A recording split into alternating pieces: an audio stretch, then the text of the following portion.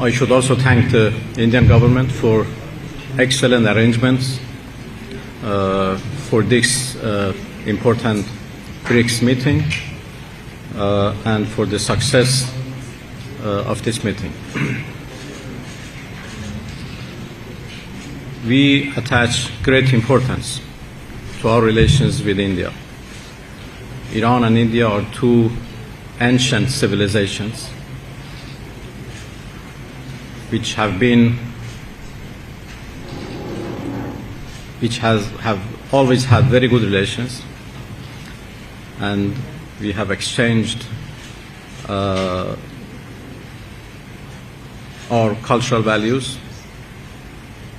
We have had very good trade and economic cooperation with each other, and very good political relations and political consultations.